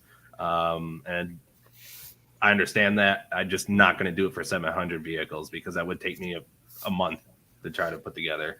So we decided for the second round. I mean, there's 160. May take a little bit, but it'll make things a lot easier, especially for those people that are voting that don't know all the vehicles like most of us do. So hopefully that'll make it a little bit easier for a lot of you guys voting. You can see what the vehicle is and make the choices that you want to actually see there. And then was it you, Charles, that brought up about if somebody declines or if there's something that comes up that we have an alternate. So what we will do then, so say for the Pro Stock class, we have 10 spots that we need to fill. We brought in the top 20. So we're pretty much going to do exactly what we're doing now, is that if somebody were to decline the invite, we move down the list. That's what we're going to do then with the second round. If somebody were to back up for whatever reason, we will move down the list. And so Pro Stock class, we move to the 11th spot.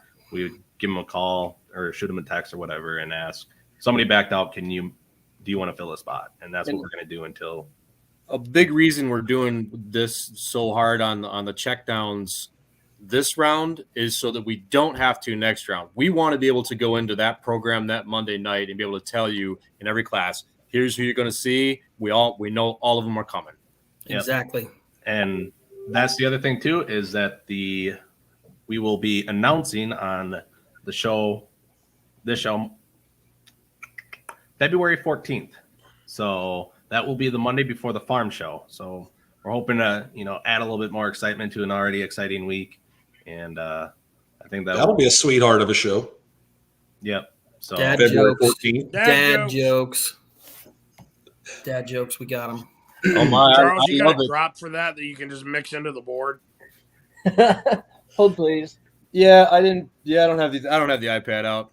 That's We fine. we have got to come up with a drum roll type deal. So whenever Brent's over here doing his little mad scientist techie nerdy stuff, that whenever the slide pops up or whatever, there's like fireworks and stuff on the screen. I don't know. We got I could probably we're do gonna need to speed it up. So I'm gonna hit him with the Adam Sandler. Just do it. there. You, I mean, we There we reserve the go. right to do that at any time.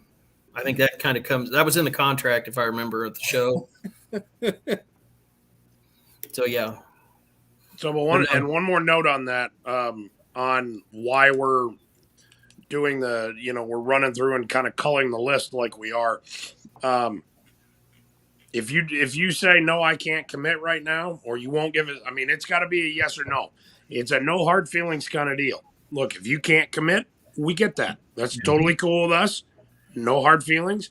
It will not keep you from getting on future lists, earn your spot in, or get the fans to vote you in. You're good to go.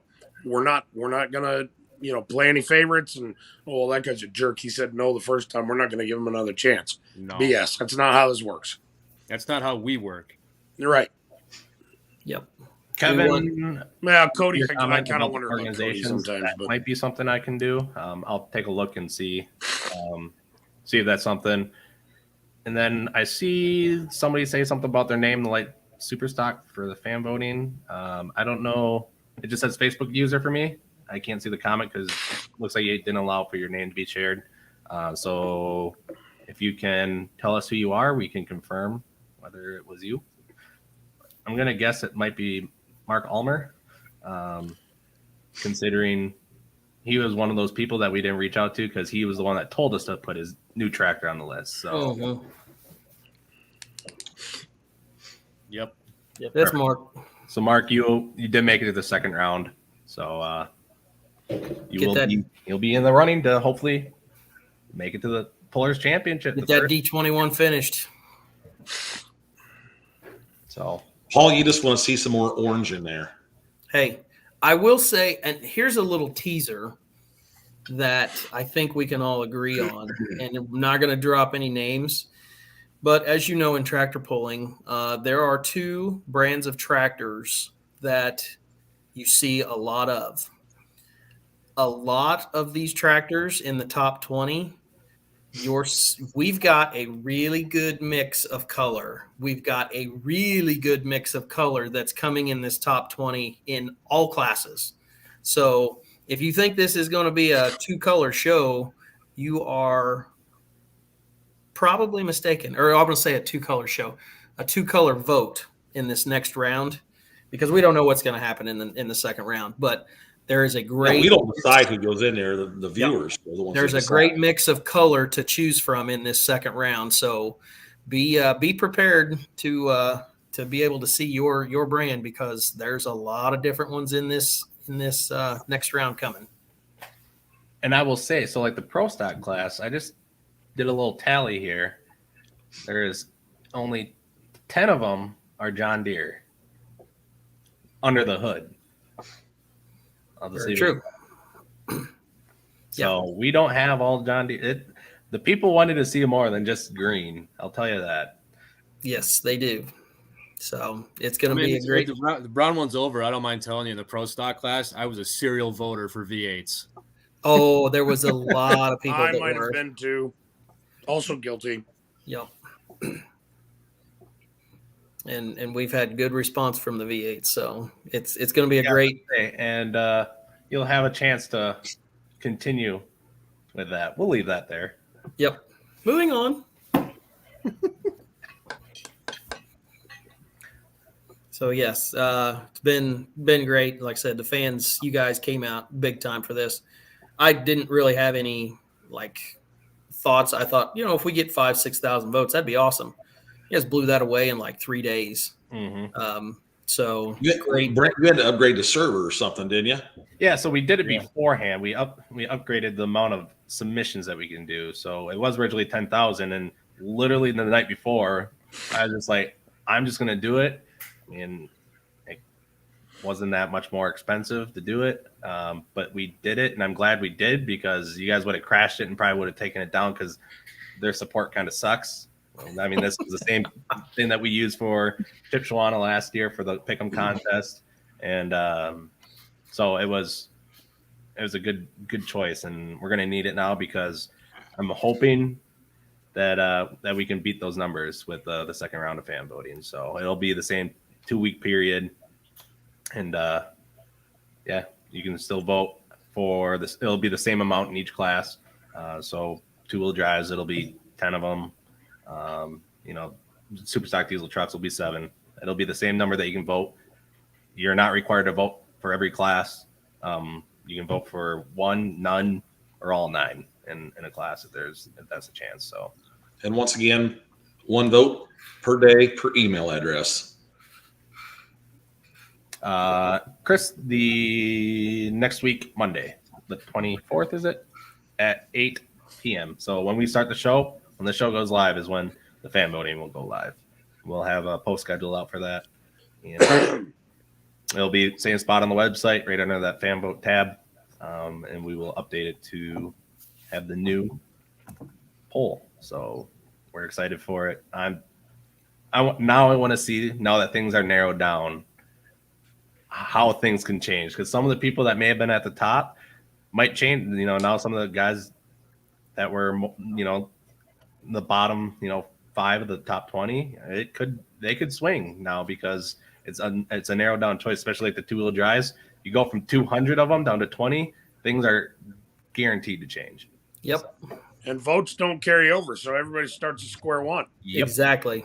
So if you found out that you got accepted and made the top 20, now is when you start putting on the full court press. Now is when you take to the airwaves and call all your friends that you haven't talked to in 6 months because you're busy working on a tractor.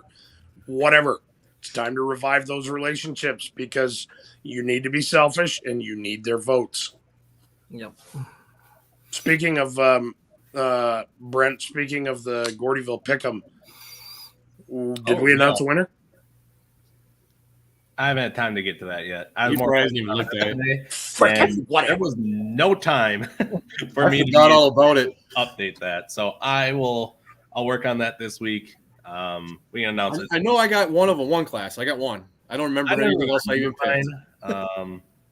So And it's not Gordyville. It's Midwest Winter Nationals Roos. Come on, man. yeah, Bruce. I screwed it up once in 847 times that I have said Chip Shawana or the Midwest Winter Nationals over the past week. Cut me a break. Guess what I screwed up? Somebody needs a nap. Hey, So somebody down. needs his voice back and his beard back. I was just Guess what? I screwed up all weekend long, and no one corrected me until all 6 sessions was over. Bunkelmans come from Athens, Wisconsin, not Athens, Wisconsin. It's Oh. Athens, not Athens. I thought Zolik told you that. No. Oh, because he turned to You me. sure you knows it's you Athens, just weren't right? listening? So yeah, so the Bunkelman family, they're the ones that told me. By the way, we pronounce it Athens, not Athens. It's like, well, why did you tell me after Jim had already pulled like 6 times this weekend?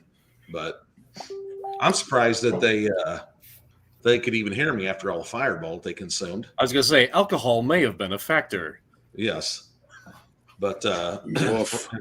and one Bunkelman family member did not make it to Shipshawana. She's with us now. She is, I know. Danielle, how you feeling? As if I expect her to leap onto the screen and tell me. Right.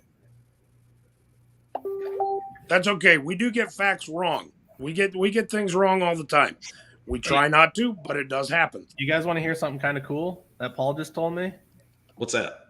Die Hard Deer, Travis Wildman, he just committed to round 2 of voting.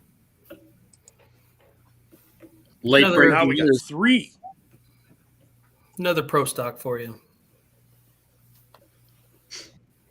So see, and this just goes to show you, as soon as we know something, and we're giving you some teasers and stuff, but Wait, Yeah. was that the last one? We have No. 3 pro stocks that we're waiting on. Come on, pro stock people. Frickin' get back to us. I know who 2 of them are. And Paul should know the other one really, because those are the 2 that reached out to them. yes. So we're slowly getting there. Yeah, and like I said, if you message us, we've reached out to all of them, and if I get something in the middle of the night, I'll shoot it over to the little group chat, and Brent's gonna wake up first thing in the morning, and he's gonna put it out there. So How's he gonna go? Yeah, one more time. if he's a fast typer. Sound like a freaking mouse. Hey, I got something new for you guys. You like farm toys? There's I something like new. farm toys. There's something new coming. I know. It's cool. Sure is. I want one of both of them. That is sweet. I think Joe Stocks directly through Joe Stock Douglas Pulling Team Facebook page. I believe they're still taking pre-orders. I think through next Monday, and then after that it'll be whatever availability is. It's limited quantity too. Yeah. 250 of each, I believe. Yes. Right. Yep. So get one now before you have to go to a farm toy show next year and buy one for $1,000, This is true. because that could happen. I was tempted. I was so tempted in the show. One of the vendors had Redline Fever 2 Geiseker's version, so that I could put it right next to this one. And being a partial 1099 employee who hasn't done his taxes yet, I said, no, I'm going to be smart and be an adult. But What kind of fun is that? You should have asked Clint for a raise. to be honest, I never even actually asked him what I was going to get paid. I found out when I got it at 2:30 in the morning Saturday. I found out at about 5 o'clock in the morning. I was pleased. I'm good. I'm ready to come back if you'll have me. I was well asleep at 2:30 and 5 o'clock in the morning. Brent, was the Saturday night war room pretty much typical of most post Gordyville war rooms? God, dang it, I did it Shipshawana. twice. Freaking Yep, we went to bed at about 6 o'clock in the morning. good grief. Friday night, 4 o'clock in the morning. Yeah, I was there for that. Night before was about 2:30 in the morning. Wednesday night was like 1:00. By the way, Amy Jo, I know she's probably not watching, but hopefully this gets back to her. She makes some kick-ass chili and some kick-ass spaghetti. Oh yes, she does. Damn it. And I guess on a personal note too, from me and Leroy, thank you to Amy Jo for keeping us straight all weekend. We could not do what we do without her. She rocks, man. Good. Anybody All got right. anything? Are we wrapped up? Or do we need to stick on and drop some more names, or should we just call it? I'm good. Do whatever we need to. Has anybody checked whatever county we were in this weekend? Has there been LaGrange. LaGrange County? Have they started rationing their Fireball since the Bunkelmans were there? And Did you not have a hand in that? I didn't pay for it, if that's what you're asking. Well, but I helped carry it out to the there truck. you go. So you know you're The half You're dozen in. buckets of bad decisions because Yep. they ran out yeah. on Well, Friday. you'll have that on your bigger jobs. On the bigger jobs, yes. And I did Sidebar, ask hate Howard, Fireball. the Bush Light gal. I said, "Do you work all the events here at the MEC?" She said, "Most of them." She was probably 95% of them. I said, "Is there any event that sells as much alcohol as what this does?" And she says, "Oh no." You guys, One trailer did go dry. she said, "You guys are above and beyond any other event that we have here." Well, you want to get dehydrated, but We are outstanding in our field. while we're on it, just another thing about the crew at the MEC. You just can't say enough good about that place. That place is phenomenal. From the concessions to just the fact that you don't have to bundle up in layers to watch this like maybe we have done in the past. Just a great facility. Dennis and Travis do a great job. Dirt's already outside. Yep, it's already It's, out. being stored, ready to be put back in into March for the NTPA Winter Nationals. Yep. They'll have her tarped up soon if it's not already. Paulie, what was the pretzel count? You're not going to believe this. 0. I didn't have any pretzels at the facility. I had pretzels outside of the facility, but I did not have any pretzels in the facility. Every time I'd go, I'm like, okay, I'll just come back. I'll come back. Those ladies, I wouldn't want to arm wrestle them. They were wrestling that dough. Those girls can roll out some pretzels and they make it look easy. But we did not get any pretzels while I was there. Like I said, I had some in ship, but just not there. So I made up for it in other ways. We'll just leave it at that. Leroy, do you remember the winning name? I don't. I don't Was it remember Michael the winning somebody? name, but it was an online ticket. It was a pre-sale ticket. Yep. And they were going to give them a call to find out if they wanted the tractor or the cash. And usually we have that answer that night. And I don't know. I actually thought I had lost the ticket because about a class and a half later, Tucker come up to me. He's like, "Hey, what'd you do with that ticket that you read off, that you drew out?" I'm like, "I don't know. I thought I gave it to you." He was like, "You didn't give it to me." And so I started my front pant pocket, my back pant pocket. And then when I reached in my hoodie pocket here in the middle, I pulled it out. I'm like, "Oh, look what I found." He's like, "Man," he goes, "we thought that we had lost that. We thought we were going to have to draw another name." So anyway, I think that they were going to contact them yet that night to find out if they wanted the tractor or the cash, and never did find out. Yeah, we did that drawing about 10 after 10, and the pin on the grenade got pulled at 11, and after that we were kind of, I would say, a little on autopilot. And yeah, sorry we dropped the ball on that, but yeah. Go up to John's comment up there, Charles. I can get on board with that. Yes. Uh-huh. Yeah. All about that. Yeah, let us know when. Yep. You know how to get a hold of us, and if we can slot it in and make it work, you bet. Are we driving or flying? That'd be a really fun road trip. I'm just saying. I can't afford to take 2 weeks off. You haven't rode with Ryan. Oh, yes. Yes, that was a thing.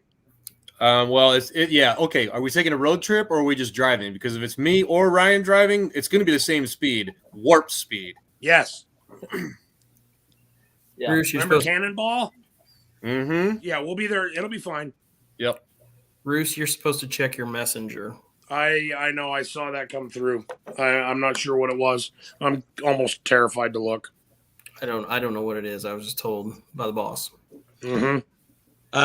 Couple things before we put the ribbon and bow on the show. Obviously, Ocala's coming up soon, but we just got done with the One What's Smoking show. I want to remind everybody that the first weekend, there we go, DuQuoin. That's what I was going to talk about. First weekend in March, another What's Smoking show in conjunction with Brad Holzhauer, the track at Holzhauer, putting on the Southern Illinois Indoor Nationals down there at the DuQuoin, Illinois, with the mini rods, two-wheel drive trucks, 85 Limiter Pros, 95 Limiter Pros, 58 mods, and the light super stocks. 2 tracks, 3 sessions over 2 days, Friday night, Saturday afternoon, Saturday night. Although I was worn out after Midwest Winter Nationals, by Sunday afternoon, Sunday night, I was already counting the days to DuQuoin. That's going to be another kick-ass show. Yipper. And talked to Bruce and Tyler Slaw this weekend. They were at Shipshewana. They're in for DuQuoin. I told Bruce kind of tongue in cheek when I was leaving on Saturday, see you in DuQuoin, and he hesitated a little bit. He's like, "Yeah." He goes, "You'll see us there." So, Good deal. Awesome. Yeah. All right. Are we good to go?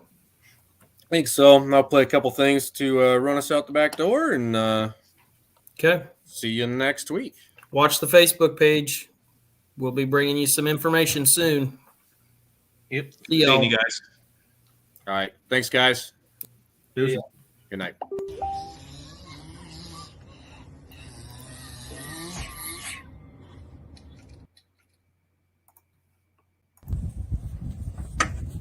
Ready?